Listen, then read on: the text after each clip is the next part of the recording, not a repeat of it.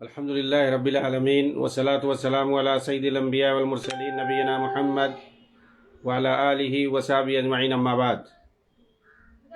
محترم ناظرین کرام اور دیگر سامعین، امام بربہاری رحمہ اللہ اپنی کتاب شرح السنہ کے اندر کہتے ہیں والتکبیر علی الجنائز اربع وهو قول مالک بن انس وسفیان الثوری والحسن بن صالح واحمد بن حنبل والفقهاء هكذا قال رسول اللہ صلی اللہ علیہ وسلم۔ اور جنازوں پر 4 تکبیرات ہیں، یہی قول مالک بن انس، سفیان ثوری، حسن بن صالح، احمد بن حنبل اور دیگر فقہا کا ہے، اور یہی قول رسول اکرم صلی اللہ علیہ وسلم کا بھی ہے۔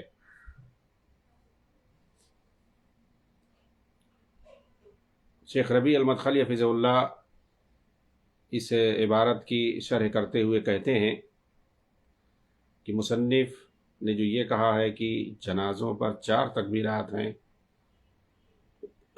پھر اس کے بعد مصنف نے ان علماء امت کا نام گنایا جو جنازوں پر ان تکبیرات کی مشروعیت کے قائل ہیں، تو یہ سنن میں سے ہے اور مسلمانوں پر فرض کفایہ ہے۔ اسی طرح جیسے کہ مسلمان اپنے مریضوں کی عیادت کرتے ہیں، جنازوں میں شامل ہوتے ہیں، اور یہ مسلمان کا دوسرے پر حق ہے۔ اسی میں ایک حق یہ بھی ہے کہ اس کا جنازہ پڑھے اور اپنے بھائیوں کے لیے دعائے مغفرت کرے، جس طرح سے اللہ تعالیٰ نے انصار و مہاجرین کی تعریف کرنے کے بعد فرمایا والذین جاؤوا من بعدہم یقولون ربنا اغفر لنا ولاخواننا الذین سبقونا بالایمان، اور ان کے لیے جنہوں نے ان سے پہلے اور وہ لوگ جو ان کے بعد آئے، وہ کہتے ہیں یعنی صحابہ کے بعد جو آئے، ان لوگوں کے بعد جو لوگ آئے وہ لوگ دعائے مغفرت کرتے ہیں ان کے لیے، اپنے بھائیوں کے لیے جو ان سے پہلے گزر چکے ہیں ان کے لیے دعا کرتے ہیں، کہتے ہیں ہمارے رب تو ہمیں معاف کر دے اور ہمارے ان بھائیوں کو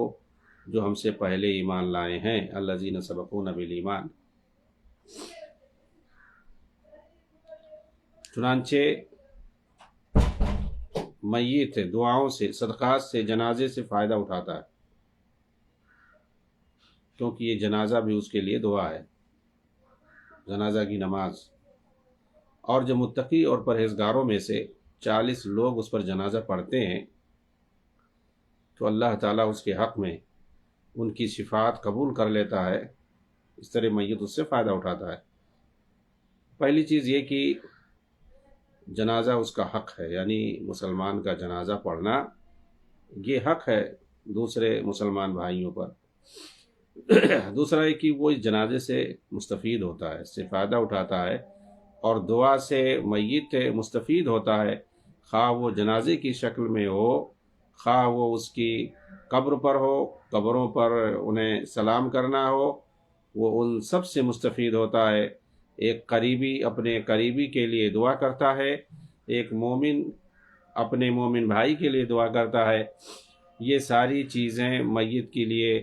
مفید ہوتی ہیں، جیسا کہ حدیث کے اندر آیا ہے جس کے راوی سیدنا ابو ہریرہ رضی اللہ تعالیٰ عنہ کہتے ہیں کہ اللہ کے رسول صلی اللہ علیہ وسلم نے فرمایا اذا مات الانسان انقطع عنه عمله الا من 3 الا من صدقة جاریہ او علم ينتفع به او ولد صالح يدعو له۔ اللہ کے رسول فرماتے ہیں کہ جب آدمی مر جاتا ہے تو اس کا عمل موقوف ہو جاتا ہے، مگر 3 چیزوں کا ثواب برابر جاری رہتا ہے، یعنی مرنے کے بعد بھی اس کا ثواب وہ پاتا رہتا ہے۔ وہ 3 چیزیں کیا ہیں؟ نمبر 1 صدقے جاریہ، نمبر 2 علم کی جس سے علم چھوڑ کے جائے کہ جس سے لوگ فائدہ اٹھائیں، نمبر 3 نیک بخت اولاد جو اس کے حق میں دعا کرے۔ مومن آپس میں بھائی ہیں، زندہ ہوں یا مردہ، جو زندہ ہوتے ہیں وہ مردوں پر رحم دل ہوتے ہیں، ان کے لیے جو ہو سکتا ہے نماز جنازہ، دعا، استغفار اور صدقہ، وہ سب ان کے حق میں کرتے ہیں۔ یہ اپنے دوست کے لیے کر رہا ہے، یہ اپنے قریبی رشتہ دار کے لیے کر رہا ہے، اور یہ سب مفید ہے اور سنت بھی ہے۔ چنانچہ کہہ رہے ہیں کہ مصنف رحمہ اللہ نے جو جنازوں پر 4 تکبیرات کا ذکر کیا ہے تو یہ علماء امت کا قول ہے۔ اس میں جو ہے مصنف نے کچھ لوگوں کا نام گنایا ہے، جیسے کہ امام مالک بن انس، سفیان ثوری، حسن بن صالح، احمد بن حنبل اور دیگر فقہا کا نام لیا ہے، وہ چاہے کوفی ہوں یا غیر کوفی ہوں۔ اور یہ حدیث میں وارد ہوا ہے کہ نبی اکرم صلی اللہ علیہ وسلم نے 4 تکبیرات، 5 تکبیرات، 6 تکبیرات، 7 تکبیرات، 8 تکبیرات اور 9 تکبیرات تک کہی ہیں۔ یہ سب وارد ہوا ہے، لیکن جب آپ صلی اللہ علیہ وسلم نے نجاشی کے جنازے میں 4 تکبیرات کہی، جو کہ مسلم اور بخاری میں ہے، اور نبی اکرم صلی اللہ علیہ وسلم نے فرمایا ہے، اس وقت فرمایا تھا کہ اپنے بھائی کی نماز جنازہ پڑھو، اس کی موت کی خبر اس کے بعد دی آپ نے، اور کہا کہ اس پر جنازہ پڑھو۔ پھر آپ صلی اللہ علیہ وسلم نے 4 تکبیرات کہی، پھر اس کے بعد اس پر اضافہ نہیں کیا۔ اور ظاہر سی بات ہے یہ سن 9 ہجری کا تقریباً واقعہ ہے، آپ کی زندگی کے آخر میں تقریباً یہ واقعہ ہے۔ تو کہتے ہیں کہ جب کئی تکبیرات آپ نے پڑھی ہیں، کسی میں جو ہے 4، 5، 6، 7، 8 بلکہ 9 تک پڑھی ہے، تو پھر 4 کا ذکر کیوں کیا ہے اور اس پر اتفاق کیوں نقل کر رہے ہیں؟ تو اس کی اصل وجہ یہی ہے کہ سن 9 ہجری میں جب آپ نے نجاشی کا جنازہ پڑھا تو اس میں 4 تکبیرات کی، اور پھر اس کے بعد 4 تکبیرات ہی کہتے آئے، اس میں پھر اضافہ یا اس میں پھر کمی نہیں کیا۔ البتہ بعض صحابہ سے منقول ہے، جیسا کہ ابن مسعود رضی اللہ تعالیٰ عنہ سے وارد ہے کہ انہوں نے کہا کہ امام کے ساتھ جنازہ پڑھو، 4 تکبیرات پڑھے تو بھی پڑھو اور 5 پڑھے تو بھی امام کی اتباع کرو۔ اور سیدنا علی رضی اللہ تعالیٰ عنہ سے مروی ہے کہ انہوں نے بدری صحابہ پر 6 تکبیرات پڑھی اور دوسرے صحابہ پر 5 اور دوسرے تابعین پر 4، اس لیے کہ بدری صحابہ افضل ہیں تو ان پر اضافہ کر دیا، اور باقی صحابہ دوسروں سے افضل ہیں اس لیے ان پر 5 پڑھی، اور دوسرے تابعین وغیرہ جو سیدنا علی رضی اللہ تعالیٰ عنہ کے زمانے کے تھے ان پر 4 تکبیرات پڑھتے تھے۔ اور جمہور اسی پر متفق ہیں، ان کی دلیل یہ ہے کہ نبی اکرم صلی اللہ علیہ وسلم کا یہ آخری عمل ہے، یعنی 4 پر جو لوگوں نے اتفاق کیا ہے تو وہ اسی وجہ سے کہ یہ نبی صلی اللہ علیہ وسلم کا آخری عمل ہے۔ آپ نے نجاشی کا 4 تکبیرات کے ساتھ جنازہ پڑھی، پھر اس کے بعد اس میں نہ اضافہ کیا اور نہ کمی کی، اور یہ کہ چونکہ یہ نبی صلی اللہ علیہ وسلم کا آخری عمل ہے اور آخری عمل ہی کو لیا جاتا ہے۔ اور وہ یہ کہ آپ نے نجاشی پر 4 تکبیر کہی ہے، 4 بار تکبیر کہی ہے، گرچہ بعض صحابہ 5 تکبیر پڑھتے تھے، یعنی اپنے زمانے میں، جیسے کہ علی رضی اللہ عنہ۔ سوال یہ ہے کہ تکبیرات کے دوران کیا کیا جائے گا؟ اگر 4 سے زیادہ پڑھے تو، جیسے کہیں جاتے ہیں کوئی 4 سے زیادہ پڑھ رہا ہے، 5 پڑھ رہا ہے، 6 پڑھ رہا ہے، تو کہہ رہے ہیں کہ اس بارے میں کچھ بھی وارد نہیں ہوا ہے۔ کیا جنازے میں تکبیر کے ساتھ رفعتین کیا جائے گا؟ شیخ ربیع حفظہ اللہ کہہ رہے ہیں کہ اس میں اختلاف ہے، لیکن صحیح یہ ہے کہ ہر تکبیر کے ساتھ رفعتین کرے۔ یہ ابن عمر رضی اللہ عنہ، سمرہ بن جندب رضی اللہ عنہ اور دیگر بعض صحابہ سے مروی ہے۔ اس بارے میں صحابہ اور تابعین سے کچھ آثار مروی ہیں کہ وہ ہر تکبیر کے ساتھ رفعتین کرتے تھے۔ امام ترمذی نے سیدنا ابو ہریرہ رضی اللہ تعالیٰ عنہ کی حدیث پر تبصرہ کرتے ہوئے کہا: اختلف اہل العلم فی ھذا فرأى اکثر اہل العلم من اصحاب النبی صلی اللہ علیہ وسلم وغیرہم ان یرفع الرجل یدیہ فی کل تکبیرۃ علی الجنازہ وهو قول ابن مبارک والشافعی واحمد واسحاق، وقال بعض اہل العلم لا يرفع يديه الا في اول مرہ وهو قول الثوری واہل الکوفہ۔ دیکھیے رفعتین کی بات جہاں تک ہے تو اس میں جو ہے امام ترمذی رحمہ اللہ نے ذکر کیا ہے کہ اکثر صحابہ اس کے قائل تھے، اور دوسرے لوگ بھی جیسے کہ عبداللہ بن مبارک، امام شافعی، امام احمد اور امام اسحاق، اور بعض لوگوں کا قول ہے کہ رفعتین نہیں کرنا چاہیے ہر تکبیر کے ساتھ، صرف ایک مرتبہ، اور یہ امام ثوری اور اہل کوفہ کا قول ہے۔ تو آپ دیکھیں گے جو لوگ قائل ہیں رفع دین کے، اس میں اکثر صحابہ ہیں اور بعد کے ائمہ کی اکثر تعداد ہے۔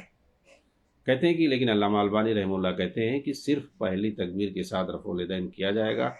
ان کے پاس دو حدیثیں ہیں، ابن عباس رضی اللہ عنہ کی ایک حدیث ہے جو کہ سخت ضعیف ہے، دوسری سیدنا ابو ہریرہ رضی اللہ تعالیٰ عنہ کی ہے، اور یہ بھی سخت ضعیف ہے، جس میں ہے کہ آپ صلی اللہ علیہ وسلم نے پہلی تکبیر کے ساتھ رفع الیدین کیا، پھر اس کے بعد نہیں کیا۔ دونوں حدیثیں سخت ضعیف ہیں۔ تو اہل کوفہ جو اس پر عمل کرتے ہیں کہ صرف پہلی تکبیر کے ساتھ رفع الیدین کیا جائے گا، اس کے بعد نہیں کیا جائے گا، تو یہی جو ضعیف حدیثیں ہیں انہی کو بنیاد بناتے ہیں۔ اور ظاہر سی بات ہے صحابہ سے آثار جو مروی ہیں، ٹھیک ہے، دونوں میں سے کسی پر کوئی حدیث نہیں ہے کہ رفع الیدین اللہ کے رسول کرتے تھے یا نہیں کرتے تھے، کوئی صحیح حدیث دونوں کے تعلق سے وارد نہیں ہے۔ البتہ بعض صحابہ سے صحیح روایتیں ملتی ہیں کہ وہ ہر تکبیر کے ساتھ رفع الیدین کرتے تھے، اس لیے جو ہے اکثر اہل علم اس بات کے قائل ہیں کہ کرنا چاہیے، کیونکہ صحابہ کرام ایسا کرتے تھے۔ اس لیے بہتر یہی ہے، جیسا کہ شیخ ربیع کہہ رہے ہیں، بہتر یہی ہے کہ ہر تکبیر کے ساتھ رفع الیدین کرنا چاہیے۔ ہمارے خیال بہت سارے لوگ اہل حدیثوں میں بھی عمل نہیں کرتے ہیں، تو بہتر یہی ہے کہ اس پر عمل کرنا چاہیے ہر تکبیر کے ساتھ۔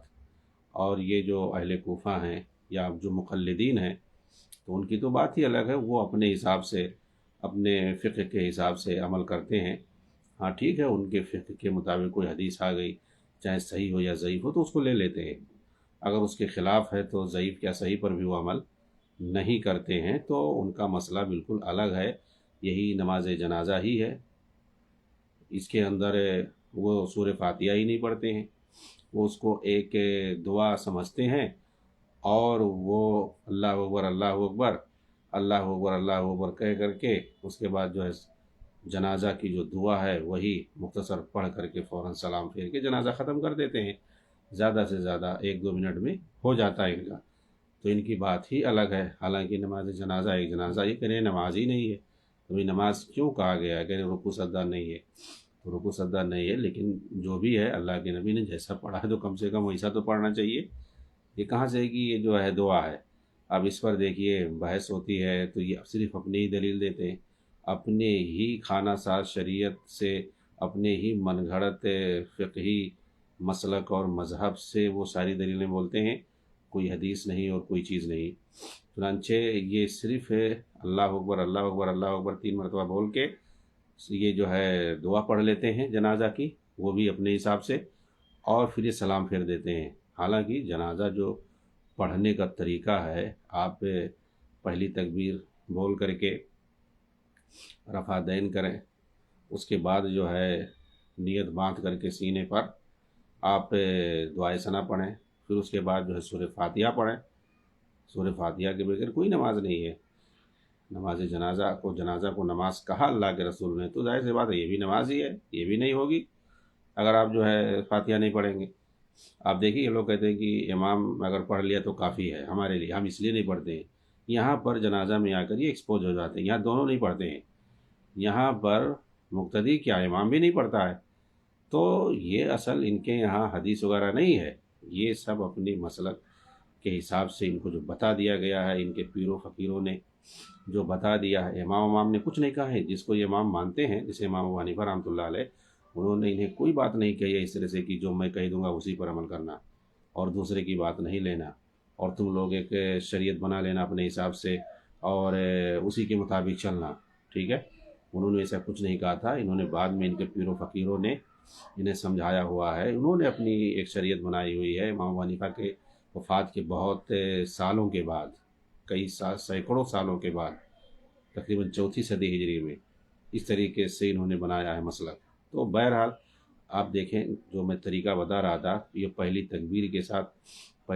کے ساتھ جو نیت باندھی جاتی ہے سینے پر، پھر اس کے بعد دعائے ثنا پڑھی جاتی ہے، اس کے بعد